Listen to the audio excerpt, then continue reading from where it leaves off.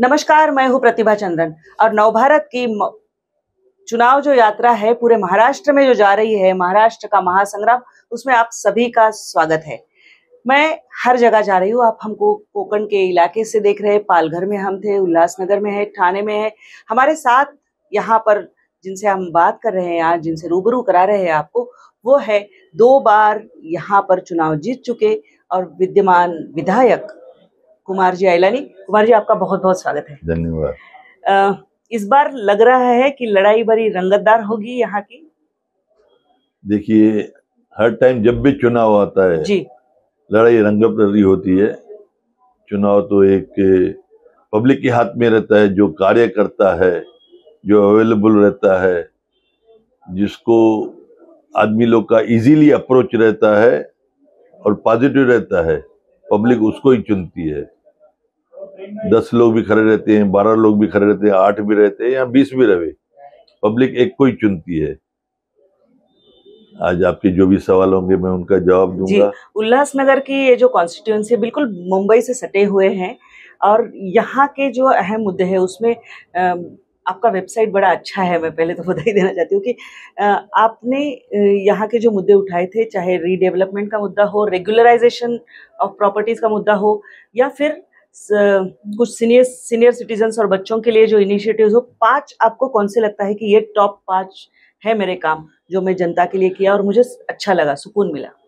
देखिए, उल्लासनगर के काफी सारे मुद्दे थे जी, जिसमें से एक बर्निंग मुद्दा था धोखादायक बिल्डिंग को रीडेवलपमेंट की परमिशन दिलाना, जो कि काफी वर्षों से अटका हुआ था।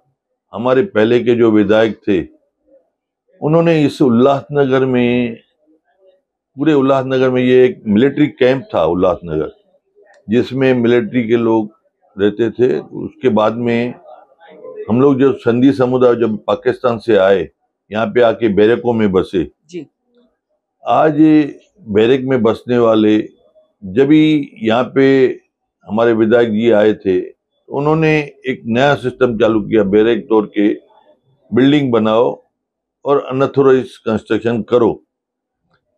न कोई प्लान पास, न कोई साइड मार्जिन, न रोड से डिस्टेंस छोड़ना। जिस हिसाब से प्लान पास होता है उस रूल्स के हिसाब से पूरा शहर नहीं बनाया गया, जिसकी तकलीफ आज हमें हो रही है।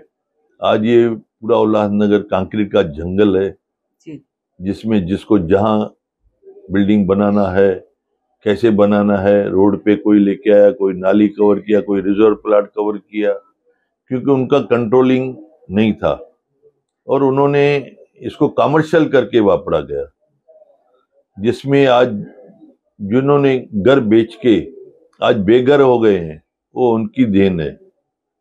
आज 4 बार वो विधायक थे जी, प्लस कारपोरेशन भी उनके पास ही थी।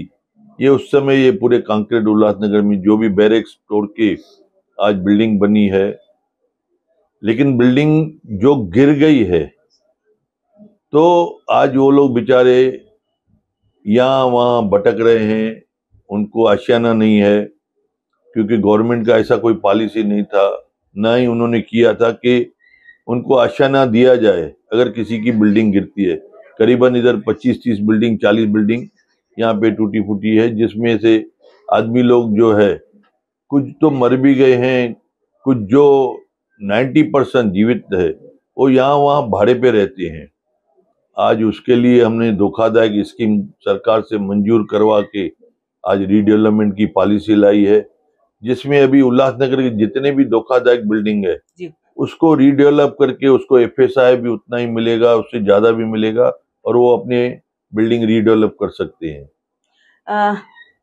कलानी परिवार और आप आमने सामने कई बार चुनाव के दौरान आए, तो इस बार भी उसी तरह की 1-to-1 आपको लग रहा है यहाँ पे लड़ाई होगी या क्या सीन रहेगा? देखिए, मैं आपके माध्यम से बताना चाहता हूँ कि कालानी परिवार ने स्टार्ट में अच्छे काम किए, लेकिन थोड़े काम के बाद उनको ओवर कॉन्फिडेंस आ गया, तो जो काम डेवलपमेंट में करना चाहिए वो छोड़ के क्राइम के दुनिया में चले गए। और क्राइम के दुनिया में एक बार आदमी जाता है तो फिसलते ही जाता है। फिर एक के पीछे दूसरा, दूसरे के पीछे तीसरा, तीसरे के पीछे चौथा, आखिर वो विधायक को जेल जाना पड़ा। आज 17 साल वो जेल गए। 2-3 साल पहले यहाँ पे आए हैं, किस तरीके से आए हैं, क्या हैं, वो उनको ही मालूम है। लेकिन एज अ विधायक होके सरकार भी उनको ही जेल में भेजा। उन्होंने अपना एक सीमा रिसोर्ट बनाया था, उसको भी उनकी गवर्नमेंट ने उनको डेमोलिशन किया। तो ये जो उल्लासनगर में आज आदमी डर के माहौल से थे, उसको हमने बाहर निकालते निकालते आज यहाँ तक लाया कि अभी उल्लासनगर में काफी सारा क्राइम पे कंट्रोल है। आज यहाँ पे बिजनेस का जो देखेंगे रेशो बढ़ गया है। यहाँ पे पहली बार यहाँ पे गारमेंट फेयर लगा उल्लासनगर में, जो गारमेंट का बड़ा हब है। यहाँ पे जीन्स मैन्युफैक्चरिंग होती है, शर्ट्स मैन्युफैक्चरिंग होती है, ट्राउजर्स होते हैं, shirts, nighties, ladies tops, underwear, हर चीज का यहाँ पे गारमेंट का मैन्युफैक्चर होता है। इलेक्ट्रॉनिक्स आइटम्स मैन्युफैक्चरिंग होते हैं। तो ये 3 महीना पहले यहाँ पे एक एग्जीबिशन लगी थी गारमेंट की, जिसमें पूरे इंडिया से लोग उल्लासनगर में गारमेंट फेयर में आए थे। मैं भी उस फेयर में गया था जी। मुझे बहुत खुशी हो रही थी कि उल्लासनगर आज इस मुकाम पे पहुंचा है कि आज ये मद्रास, कलकत्ता, लखनऊ, कानपुर, शोलापुर, कोल्हापुर, पुणे, इचलकरंजी, वहां से लोग वहां पे परचेजिंग के लिए आए थे। जो यहाँ पे गोरेगांव पार्क में बड़ी एग्जीबिशन लगती है, एग्जीबिशन ग्राउंड में, आज वो उल्लासनगर में लगी थी। तो हमारे उल्लासनगर के जितने भी मैन्युफैक्चरर्स है, उन्होंने पार्टिसिपेट किया था, उनको बड़ा बड़ा ऑर्डर्स मिला। और आज उन्होंने जितनी एरिया एग्जीबिशन के लिए रखी थी, आने वाले समय में वो 6 महीने में, 12 महीने में, वो बोलता है इससे 4 गुना ज्यादा एरिया चाहिए, इतनी उनकी डिमांड हो गई। तो आज हमारे शहर का व्यापार बढ़ रहा है, शहर में स्मूथली शहर चल रहा है, डेवलपमेंट चालू है, हर चीज के लिए हम ध्यान दे रहे हैं। भाजपा का जो एक लोकसभा में पूरे राज्य में परफॉर्मेंस रहा था, उसके बाद कहीं ना कहीं थोड़ा ये था, लेकिन हरियाणा के चुनाव के बाद में उसकी वहां पे जिस तरह की जीत हुई, उसके बाद में पार्टी के कार्यकर्ताओं में भी उत्साह नया आया है, मिजाज बदला है, क्या है? देखिए, आज यहाँ पे भी लोकसभा का चुनाव हुआ हमारे उल्लासनगर कॉन्स्टिट्यूंसी। मेरे कॉन्स्टिट्यूंसी ने हमारे जो विधायक आदरणीय श्रीकांत शिंदे जी थे, उनको हमने 55,000 की लीड दी। तो ये एक रिकॉर्ड है कि हमने उनको इतनी अच्छी लीड दी, 55,000। और ऐसा उल्लासनगर में ऐसा कोई वातावरण नहीं, आदमी सरकार के पॉजिटिव है। आदरणीय हमारे प्राइम मिनिस्टर नरेंद्र मोदी जी को चाहते हैं, जिसके वजह से जो भी उसके जगह पे कैंडिडेट आता है, आज हमारे शिवसेना का कैंडिडेट था तीर कमान, लेकिन उनको मालूम था ये वोट मोदी जी को जाने वाला। जी बिल्कुल। तो उसका डबल बेनिफिट हुआ। एक तो शिवसेना पार्टी वो बीजेपी के साथ में है, तो उस अलायंस की वजह से हमारे आदरणीय खासदार श्रीकांत शिंदे जी चुन के आए बड़ी अच्छी लीड से उल्लासनगर से जी। तो वो आज हमारे मोदी जी के खासदार है।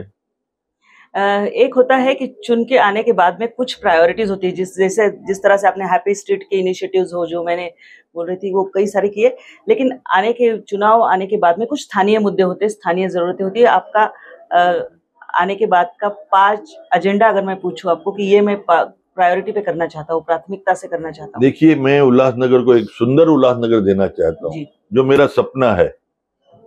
आज ये उल्लासनगर आपने ढांचा तो देखा भी होगा।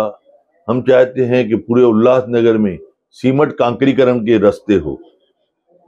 पूरे उल्लासनगर में उसके सीमेंट कांकरीकरण रास्ते करने के लिए अंडरग्राउंड का ड्रेनेज होना जरूरी था, जिसको हमने 425 कोटी सैंक्शन करवा के पूरे उल्लासनगर में अंडरग्राउंड ड्रेनेज का काम शुरू करवा दिया है।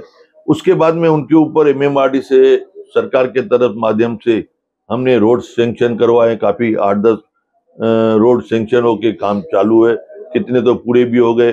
प्लस कारपोरेशन के जो भी अभी हम लोग काम कर रहे हैं, डांबर के जगह पे कोशिश कर रहे हैं कि सीमेंट कांकरीकरण के रास्ते बने। उसके अलावा आज हमने 200 बेड का कैशलेस हॉस्पिटल बनवाया है, जिसमें किसी को भी कोई भी बीमारी हो, उसको 1 रुपया कैश नहीं भरना है, उसका सब इलाज फ्री में होगा। ऐसी 200 बेड की हमने उल्लासनगर सेंचुरियन की कंपनी के बाजू में एक हॉस्पिटल बनाई है। टेक्निकल कॉलेजेस बनाए हैं, सेंट्रलाइज बिल्डिंग जिसमें एसडीओ ऑफिस, जिसमें एसीपी की ऑफिस, वह हम कोशिश करते हैं आरटीओ ऑफिस भी वहां पे आवे। आज उल्लासनगर का विकास कार्य तेजी गति लाया है। अभी मैंने कल्याण अंबरनाथ रोड जी, उसका सीमेंट कांक्रीकरण का रोड का सैंक्शन करवाया, जिसका हमने एक 15 दिन पहले भूमि पूजन किया, उसका काम शुरू हो गया। 68 करोड़ रुपीस पीडब्ल्यूडी डिपार्टमेंट हमारे आदरणीय मंत्री रविंद्र चौहान साहब ने हमें सैंक्शन करके दिया, वो रोड का काम शुरू है। प्लस उसके अलावा और ब्रिज जो हमारे शहर से लेके जो ब्रिज कल्याण के तरफ जा रही है, तो वो कल्याण से लेके कल्याण मुरबार रोड हमारे उल्लासनगर से जुड़ के हुए फिर विट्ठलवाड़ी, तीनों रोडों को कवर करेगी। जिसमें अगर उल्लासनगर वासी या कल्याण वाले या हमारे अंबरनाथ वाले अगर पनवेल एयरपोर्ट पे जाना है तो 35 से 40 मिनट के अंदर वो एयरपोर्ट पे भी पहुंच सकते हैं। प्लस सिटी से बाहर निकलने के लिए 5-7 मिनट के अंदर बाहर भी निकल सकते हैं। प्लस शहर स्टेशन के पास में एक हमारी ब्रिज है जो कल्याण मुरबार से रोड के जाती है, उसके पैरेलल एक और ब्रिज सैंक्शन करवाई है जो 115 करोड़ की कोटी की है। काफी सारे सबके वार्डों में जितने भी हमारे यहाँ पे 78 वार्ड्स है, हमारे आदरणीय खासदार साहब, सीएम साहब, डिप्टी सीएम साहब ने 1-1 कोटी उनको डेवलपमेंट के लिए निधि दी है। विकास कार्यों के लिए मेरा 19 एकड़ में एक नया प्रोजेक्ट आ रहा है। पहली बार उल्लासनगर में इतनी बड़ी लैंड मैंने महाराष्ट्र शासन की अपने इसमें डेवलपमेंट में ली है, जहाँ पे लेक होगा, बोटिंग होगा, जॉगिंग ट्रैक होगा, गार्डन होगा, बच्चों के लिए चिल्ड्रन पार्क होगा, अम्यूजमेंट पार्क होगा, इंडोर गेम्स होंगे, आउटडोर गेम्स होंगे, प्लस और सारी एंटरटेनमेंट्स एक जगह पे होगी, जिसको पिकनिक स्पॉट जिसको बोला जाए, वो उल्लासनगर में एक शानदार प्रोजेक्ट आएगा। जो मेरा सपना है कि उल्लासनगर में एक जो बच्चे लोग हैं, बड़े लोग हैं, बुढ़े लोग हैं, सीनियर सिटीजन्स है, सब लोग एक जगह पे आके अपना प्रोजेक्ट में बैठे। अपने चुनाव के इस व्यस्त समय में हमको इतना अवसर दिया, बहुत बहुत धन्यवाद और आपको शुभकामनाएं। धन्यवाद, आपका भी शुक्रिया। दर्शकों, आप देख रहे थे कि किस तरह से उल्लासनगर जो मुंबई से बिल्कुल सटी हुई कॉन्स्टिट्यूएंसी है, चुनाव क्षेत्र है, यहाँ पर 1-to-1 फाइट होने की काफी संभावनाएं नजर आ रही है। और जिन क्षेत्रों पर आप सभी की नजरें टिकी रहेगी उसमें ये भी एक है और बड़ा ही रोमांचक तरह का चुनाव यहाँ पर देखने को मिलने वाला है। इस वक्त मैं प्रतिभा चंद्रन आपसे विदा ले रही हूँ। कमेंट्स बॉक्स में आपके कमेंट जो है वो डालिएगा और हमारे चैनल को सब्सक्राइब करना ना भूलिए। नमस्कार।